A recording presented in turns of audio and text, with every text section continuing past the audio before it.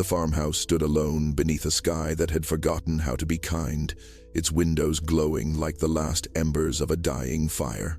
At a wooden table worn smooth by decades of meals and memories, a man sat across from a woman whose skin shimmered like moonlight on water, whose eyes held galaxies he would never understand.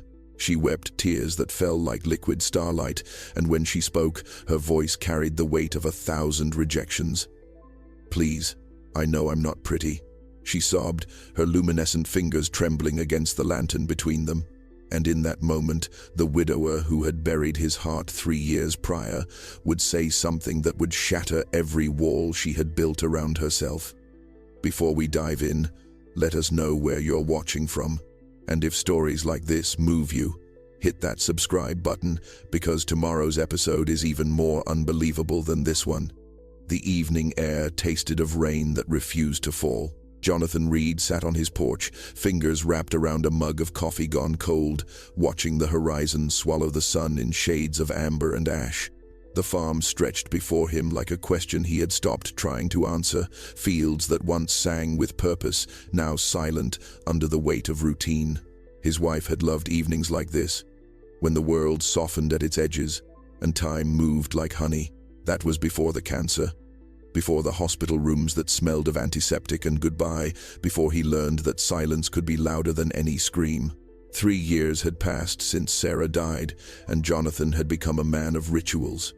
Wake at dawn, feed the chickens, mend the fence, cook meals for one, sleep in a bed that felt too large. He spoke to no one except the cashier at the general store, and even then, only to say thank you. The neighbors had stopped visiting after the first year, their casseroles and condolences drying up like summer creeks. He preferred it that way. Grief was a private country, and he had learned its borders well. But that night, as the stars began their slow emergence, something changed. A light appeared at the edge of his property, not the harsh beam of a truck or the flicker of a flashlight, but something softer, like bioluminescence drifting through deep water. Jonathan set down his mug and stood, his knees protesting the movement. He squinted into the growing darkness, his hand instinctively reaching for the shotgun he kept by the door. The light moved closer, weaving between the fence posts with an almost liquid grace. And then he saw her. She was tall, taller than any woman he had known, with skin that seemed to hold its own illumination, pale blue and silver, like the surface of a frozen lake under moonlight. Her hair cascaded down her back in waves that moved without wind, and her eyes, those impossible eyes, glowed with a soft violet luminescence. She wore something that might have been a dress, fabric that shifted colors with each step, and when she stopped at the edge of his property line, Jonathan realized he had forgotten how to breathe. She raised one hand, a gesture that could have been greeting or surrender, and spoke in a voice that sounded like wind chimes caught in a gentle breeze. Jonathan's hand tightened on the shotgun, though he did not raise it. The woman, if that was what she could be called, remained perfectly still at the property line, as if some invisible boundary held her in place. Her glow pulsed gently, synchronized with what might have been breathing, and her eyes never left his face. He had seen many strange things in his 52 years, but nothing had prepared him for this moment, for the way reality seemed to bend around her presence like light through water. She spoke again, her words carrying an accent he could not place, something that sounded like music translated into language. "Please," she said, and the word hung in the air between them like a prayer. "I mean no harm. I am lost." Jonathan felt his grip on the shotgun loosen despite himself. There was something in her voice, a vulnerability that cut through his fear like a knife through silk. He had heard that tone before, in the final months of Sarah's life, when pain had stripped away every pretense and left only raw need.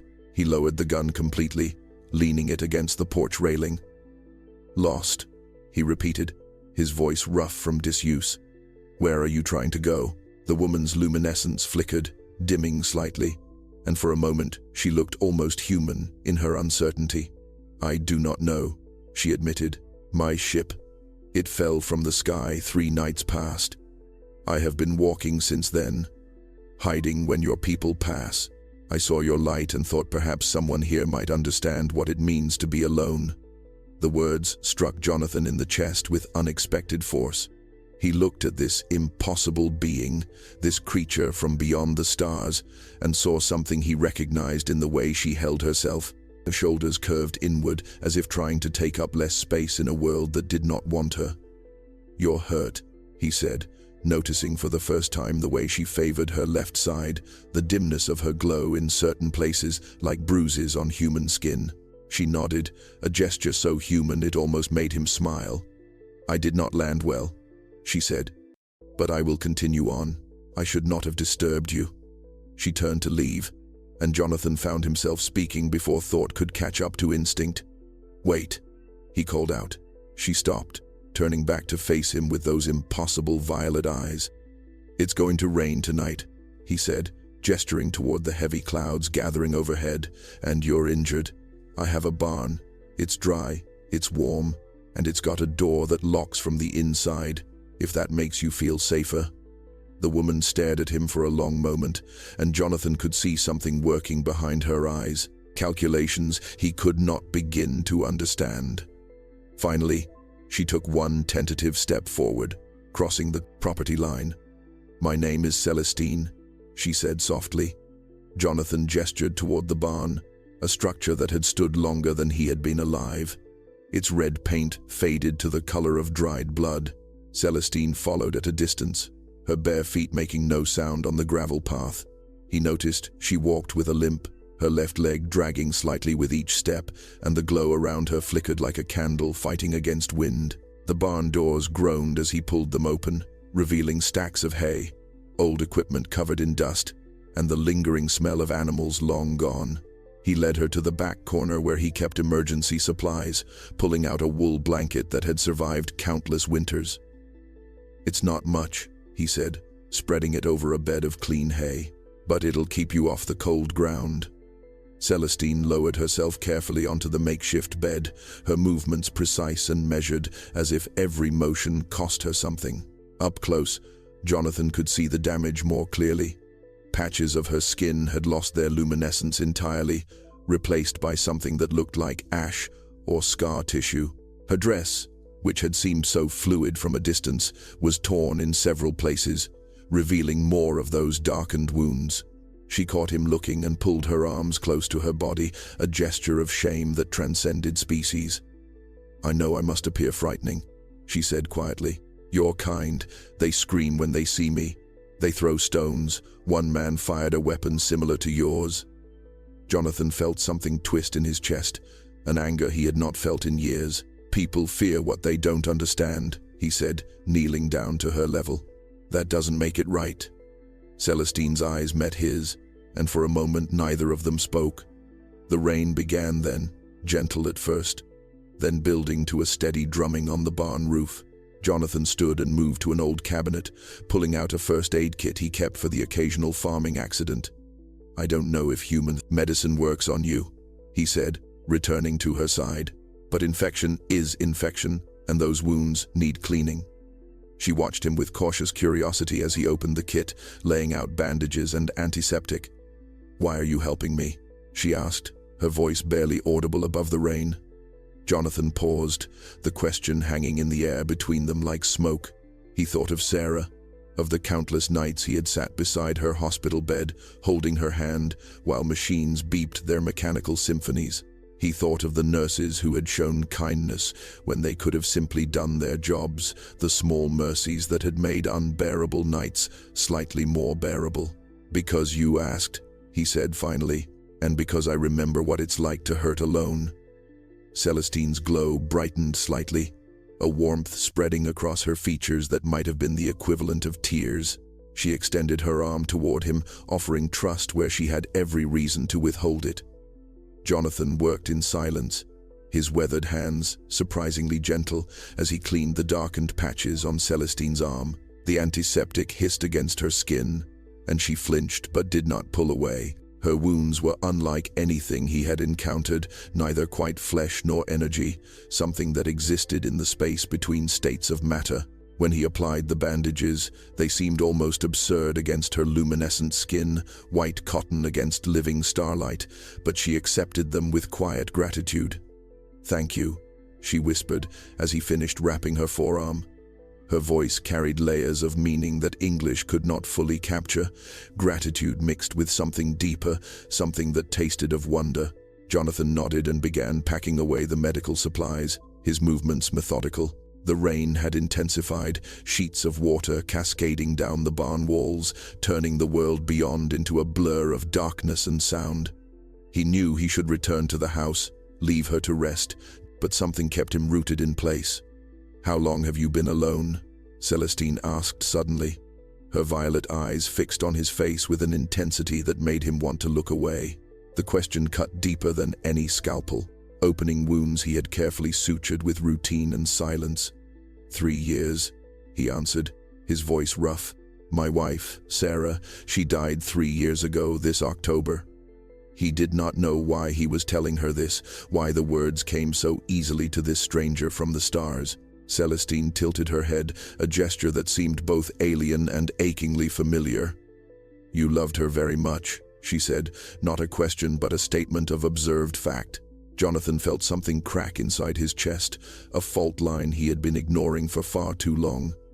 "More than anything," he admitted. "We were together for 28 years, built this farm from nothing, planned to grow old watching sunsets from that porch." He gestured vaguely toward the barn doors, toward the house beyond. "And now you watch them alone," Celestine finished softly. Jonathan met her eyes and saw understanding there, a recognition that transcended the vast distances between their worlds. "What about you?" he asked, needing to shift the weight of attention. "Do your people know you're here? Are they looking for you?" Something flickered across Celestine's face, an emotion he could not name. Her glow dimmed until she looked almost gray in the shadows. "My people do not look for me," she said, each word measured and painful. "I was, what is your word, an explorer. But when they saw me, when they saw what the crash had done to my appearance, they said I was no longer suitable to represent our kind. They left me here and continued their mission." Her voice cracked on the last word, and Jonathan watched as luminescent tears began to slide down her cheeks, leaving trails of light against her skin. The tears fell like liquid diamonds, pooling on the barn floor where they continued to glow for several heartbeats before fading into darkness. Jonathan sat frozen, watching this impossible being weep with a grief he understood too intimately. Her shoulders shook with the effort of holding back sobs, and her hands covered her face as if she could hide from her own shame. The sound she made was universal, the language of heartbreak that needed no translation. "They said I was damaged," Celestine continued through her tears, her voice breaking apart like glass under pressure. "That my injuries made me unsuitable, that I would frighten the species we were meant to study. My captain," she looked at me with such disgust, as if I had become something contagious. She lowered her hands, revealing a face streaked with luminescent tracks, her eyes dimmed with pain that had nothing to do with physical wounds. "Please," she sobbed, the word ragged and desperate. "I know I'm not pretty anymore. I know I'm frightening to look at. But I didn't ask to crash. I didn't choose this." Jonathan felt something shift inside him, a tectonic movement of the heart he thought had calcified into stone. He moved closer, closing the distance between them until he was kneeling directly in front of her. "Look at me," he said, his voice firm but gentle. Celestine raised her eyes, those impossible violet eyes now red-rimmed and swimming with tears. "Who told you that you weren't pretty?" he asked. She gestured helplessly at herself, at the patches of darkness that marred her glow, at the torn dress and the bandages now wrapped around her arms. "Everyone," she whispered. "My crew, the humans who threw stones, the ones who ran screaming. I can see it in their faces. I am broken. I am ugly." The word landed between them like a stone dropped into still water, sending ripples through the quiet barn. Jonathan reached out slowly, telegraphing his movement so she could pull away if she wished. When she did not, he gently took her hands in his calloused fingers rough against her smooth luminescence. "You want to know what I see?" he asked, holding her gaze. She nodded, unable to speak. "I see someone who survived something that should have killed her. I see someone who walked for 3 days injured and alone, who kept going when giving up would have been easier. I see courage. I see strength. I see someone who still has enough kindness in her heart to worry about disturbing a stranger. Celestine's breath caught, her glow flickering with something that might have been hope. But my appearance, she started, and Jonathan shook his head. Your appearance tells a story of survival, he said firmly, and anyone who can't see past the scars to the person beneath them isn't worth your tears. Her luminescence brightened suddenly, flooding the barn with soft light. The light that filled the barn was warm, not harsh, like sunrise filtered through morning mist. Celestine stared at Jonathan as if seeing him for the first time, her tears still falling but slower now, each drop a question mark glowing briefly before fading. You mean that? She said, wonder threading through her voice. You actually mean that? It was not a question but a revelation. The tone of someone discovering that kindness still existed in a universe that had taught her otherwise. Jonathan nodded, releasing her hands but remaining close. I spent 2 years watching my wife waste away, he said, the words coming easier now, as if speaking them to someone who understood pain made them lighter. Toward the end, she was barely recognizable. The treatments took her hair, the disease took her weight, the morphine took the sharpness from her eyes. But she was still Sarah. She was still the woman I fell in love with in a college library 30 years ago. He paused, swallowing against the tightness in his throat. People would visit and I could see it in their faces, he continued. The pity, the discomfort, the way they looked anywhere but directly at her. And it made her feel like she was already gone, like she was a ghost haunting her own body. Celestine made a sound of recognition, a soft note that conveyed understanding across the void of different species. That's when I learned that beauty has nothing to do with how you look, Jonathan said. It's about who you are when everything else is stripped away. Celestine wiped her eyes, her luminescent fingers leaving trails of light across her cheeks. You're Sarah, she said softly. She was fortunate to have you. Jonathan felt the familiar ache of loss settle in his chest, but for the first time in 3 years, it was accompanied by something else, something that felt almost like peace. I was the fortunate one, he replied. She taught me what it means to love someone through the worst, to see them at their most vulnerable, and choose to stay. The rain outside had softened to a gentle patter, a lullaby drummed on ancient wood. Celestine shifted on her bed of hay, her movements less pained now, as if their conversation had somehow eased more than just emotional wounds. I have never met anyone like you, she said. In all my travels across 12 systems, I have encountered hundreds of species, thousands of individuals, but none who spoke of love the way you do, as if it were the gravity that holds worlds together. Jonathan smiled. A small thing but genuine, the first real smile he had managed in longer than he could remember. Maybe it is, he said. Maybe that's the one universal truth, that love is what keeps us from flying apart into nothing. Celestine's glow pulsed once, bright and steady, like a heartbeat made visible.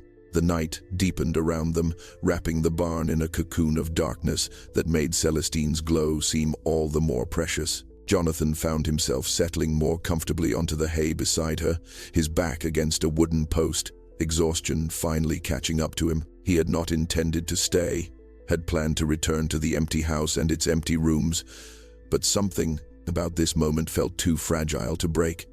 Celestine watched him with those violet eyes, her expression shifting between curiosity and something that looked like contentment. Tell me about your world, Jonathan said, breaking the comfortable silence. What's it like? Where you come from? Celestine's face transformed, her features softening with memory and longing. We call it Oralis, she began, her voice taking on a dreamy quality. It orbits twin stars, so we have 2 sunrises and 2 sunsets every day. The sky shifts from violet to gold to silver, and the oceans glow at night with creatures that sing to the moons. She traced patterns in the air with her luminescent fingers, as if painting the scene for him.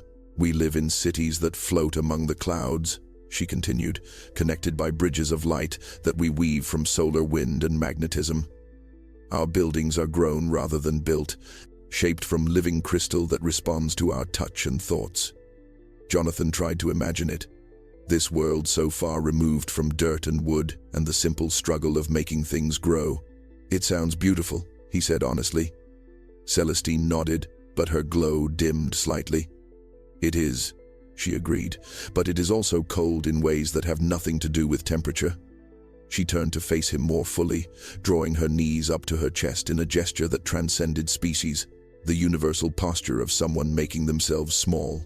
We are taught from birth that appearance is paramount, she explained, that our luminescence must be perfect, our patterns symmetrical, our glow unwavering. Those who are damaged or dim are hidden away, kept from public view so as not to disturb the aesthetic harmony of society. Her voice carried bitterness now, sharp edges cutting through the musical quality.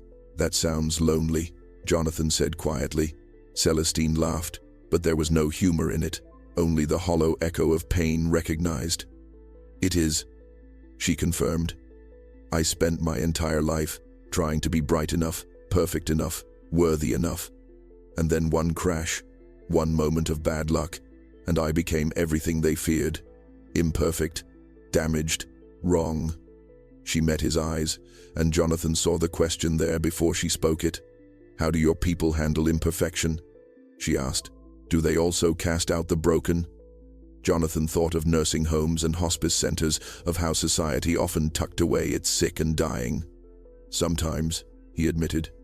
But not always, not everyone. Jonathan shifted his weight, the hay rustling beneath him like whispered secrets. Some of us, he said carefully, we choose to stay with the broken pieces. We choose to see the person underneath the damage. He thought of the hospice nurses who had cared for Sarah with such tenderness, the neighbor who had shown up every Tuesday with soup, even when Jonathan insisted he was fine, the small acts of grace that had kept him tethered to the world. Celestine studied him with an intensity that made him feel simultaneously exposed and understood. You are different from others of your kind, she observed. The ones I encountered before, they saw me as monster or miracle, never simply as someone in need. Jonathan considered this, rolling the observation around in his mind like a stone worn smooth by water. Grief changes you, he said finally. It either makes you harder or it cracks you open. Sarah's death cracked me open, taught me that suffering is the one language everyone speaks fluently. The barn settled around them with creaks and sighs, the ancient wood adjusting to temperature and time. Outside, the rain had stopped completely, leaving behind the clean smell of wet earth and the distant sound of frogs beginning their nightly chorus. Celestine reached out tentatively, her luminescent hand hovering near Jonathan's weathered one, asking permission without words. He turned his palm upward, an invitation, and she placed her hand in his. Her skin was cool and smooth, not quite solid, as if touching living light given temporary form. Your hand, she said softly, tracing the calluses and scars that mapped decades of farm work. It tells stories too. Here, where you cut yourself fixing a fence. Here, where heat from a stove left its mark. Here, where time has written its passage. Jonathan looked down at their joined hands, the contrast stark and somehow perfect. Weathered flesh and ethereal glow. We all carry our histories on our skin, he said. The difference is, some people are taught to hide them, while others learn to read them. Celestine's glow pulsed with emotion, a rhythm that Jonathan was beginning to understand corresponded with her heartbeat, or whatever served as its equivalent. I wish my people could see as you do, she whispered. I wish they understood that scars are not failures, but evidence of survival. Jonathan squeezed her hand gently, a gesture of comfort that crossed the vast distances between their worlds. Maybe that's why you're here, he suggested. Maybe you were meant to find someone who could see you clearly. She looked at him then with something in her eyes that made his breath catch. A vulnerability so profound it felt sacred. And maybe you were meant to be seen too, she replied, by someone who understands what it means to be left behind. The words hung between them like a bridge built from shared pain and unexpected connection, spanning the impossible distance between two souls who should never have met. Dawn arrived without ceremony, pale light filtering through the gaps in the barn walls like water finding its way through stone. Jonathan woke to find himself still sitting against the post, his neck stiff and his back protesting the night spent on unforgiving ground. Celestine sat nearby, her glow dimmed to a soft ember in the growing daylight, watching him with an expression he could not quite decipher. "You stayed," she said, and there was surprise in her voice, as if the simple act of not abandoning her was itself remarkable. Jonathan stretched, his joints popping in symphony. "Fell asleep," he admitted, rubbing his eyes. "Didn't mean to." But even as he said it, he knew it was only partly true. Some part of him had chosen to stay, had found something in this strange communion that felt more like home than his empty house had in 3 years. Celestine rose gracefully despite her injuries, moving to the barn doors and peering out at the farm bathed in morning light. "It's beautiful," she said softly. "Your world. So much green. So much life growing from the ground itself." Jonathan joined her at the doors, seeing his property through her eyes.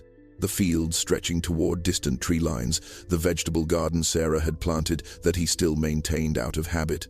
The old oak tree where they had carved their initials decades ago. "It's just a farm," he said, but without conviction. Celestine shook her head, her hair catching the light and scattering it like prisms. "It is a home," she corrected. "It is a place where love lived and left its mark on everything. I can feel it in the way you look at these fields, and the way your hands know every fence post and gate." They stood in silence for a long moment, two beings from impossibly different worlds, sharing a threshold between darkness and light. Jonathan felt something shifting inside him, a recognition that this encounter had changed something fundamental. "What will you do now?" he asked. "Your ship is gone. Your crew abandoned you. Where will you go?" Celestine's glow flickered with uncertainty. "I do not know," she admitted. "I cannot return to Oralis as I am. They would never accept me, and I cannot stay here without drawing attention that would endanger both of us." Jonathan thought of the general store, of the neighbors who lived miles down the road, of how news traveled in small rural communities like wildfire through dry grass. She was right. Eventually someone would see her, and fear would bring guns and questions he could not answer. But the thought of her leaving, of returning to his solitary existence, felt suddenly unbearable. "Maybe," he said slowly, an idea forming. "Maybe you don't have to be perfectly hidden or perfectly visible. Maybe there's a middle path." Celestine turned to him, hope brightening her features. "What do you mean?" she asked. And Jonathan found himself smiling despite the complications he was inviting into his carefully ordered grief. Jonathan led Celestine from the barn as the sun climbed higher, painting the world in shades of gold and amber. The farmhouse stood waiting, its windows reflecting morning light like watchful eyes. He had not invited anyone inside since Sarah died, had kept it as a shrine to a life that no longer existed. But now, with Celestine walking beside him, her glow subdued but steady, he felt the weight of that isolation crack and begin to fall away like old paint from weathered wood. Inside, the house smelled of coffee and dust, of memories preserved in stillness.